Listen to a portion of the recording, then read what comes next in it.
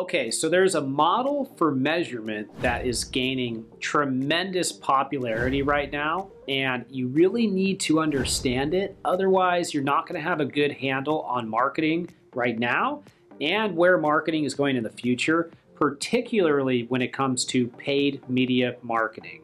Hi everybody, I'm John Lincoln with Ignite Visibility, and today I'm going to tell you everything that you need to know and some of the issues with a measurement model called view-through conversions. Let's go ahead and dive into it. Before you get started, make sure to click the notification bell and make sure to subscribe so that you can get more videos like this in the future. Okay, so I'm talking about view-through conversions here today, which is something I have a large amount of experience with because for some of our clients, we might run millions or $500,000 a month on certain platforms that depend heavily on this metric for some elements of their conversion value. So when you're thinking about paid media, there's a lot of different ways to measure it. One of those ways being view-through conversions. So what is a view-through conversions? Let's define it really quickly. So first thing is, it is someone who views the ad but does not click, okay? So if they view your ad and they view your ad on YouTube, or they view your ad on Facebook, or they view your ad on a display network, and they don't click on the ad and go directly to the website and convert, that's called a view-through conversion if they convert later, okay? So that's how that works, and I'm gonna talk to you about how you can do different other types of measurement models a little bit later, but that's called a view-through conversion. Now, view-through conversions are most popular on Facebook, Google, and YouTube. Those are some of the main areas, but there's many other platforms out there that use this measurement model. And generally it tracks for 30 days.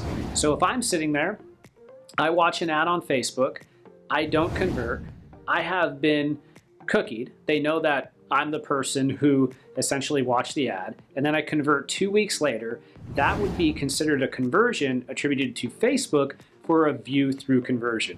But think about that a little bit. Does that cause some issues? It does, and I'm gonna get into that. But first, before we get into what's wrong with it, let's think about some of the benefits. So some of the benefits are, it helps you determine the best sites that had some relevance as far as conversions, so they impacted conversions in some way. And then it also allows you to optimize for performance. So if you look at view-through conversions within the Google Display Network, for example, and you're running video creative on 10 different websites, and one of them has much higher view-through conversions and similar inventory to the others, then you know that that site's better and you should invest more there. And if it has a good cost per acquisition, you can use that to scale. And that's how I like to think about all digital marketing, right? Is looking at cost per acquisition and then scaling no matter where you are on the web. Same with view-through conversions. But you should note that it does not work at all with search or text creatives. So those two things are not part of the view-through conversion world. So now we talked about a little bit about what view-through conversions are and some things about them. Let's look at a scenario. So what would be a scenario and how would this play out in the view-through conversion world? Well, here's what would happen.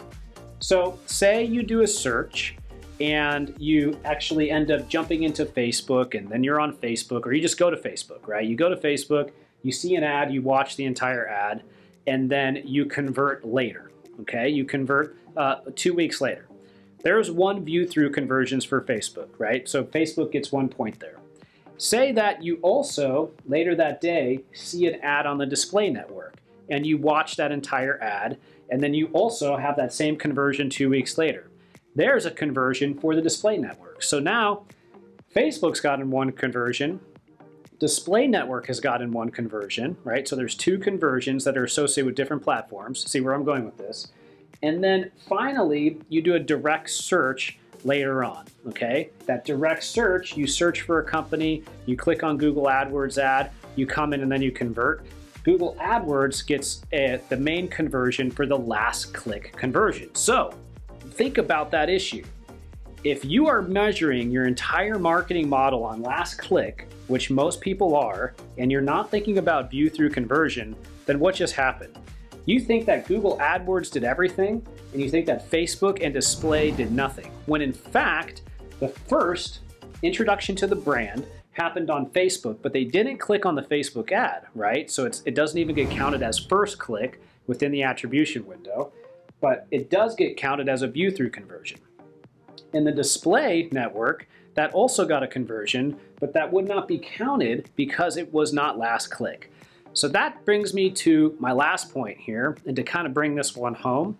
So there's this thing called attribution models, and attribution models can be linear, so every single touch point gets counted within a conversion. It can be last click, so that somebody who did the last click gets the attribution for the conversion. It can be first click, so that the first person who serves the ad gets the conversion, or it can be weighted, so that certain first click, middle click, last click, some of those get more value for the conversion. So there's a lot of different ways to do it. Also, there's a report called the multi-channel funnel report.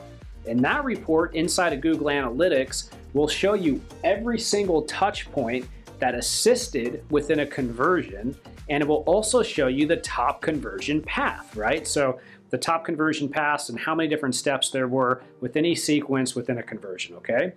So there's a lot of different ways to look at this. And so that's what makes digital marketing very hard to measure right now. Because within this model, you would not have had any attribution for Facebook, you wouldn't have had any attribution for display within any type of click model. And that's why view-through conversions are so, so important. So what's happening nowadays is people want to try to figure out the incrementality that happens as a result of running these different ads out there without necessarily having to rely 100% on a click model. Okay, so view-through conversions and impression-based conversions are really a big direction and a big change for the future of marketing. Right now, we're getting better and better at measuring them, and this is definitely a step in the right direction. So if you're not looking at your view-through conversions, if you're not attributing them, if you haven't created a model to look at all this together and then to use that to really understand the value of your marketing, you're probably doing yourself a disservice on the paid media side. That's it for view-through conversions here today. If you have any questions, leave it below. See you next time. Bye.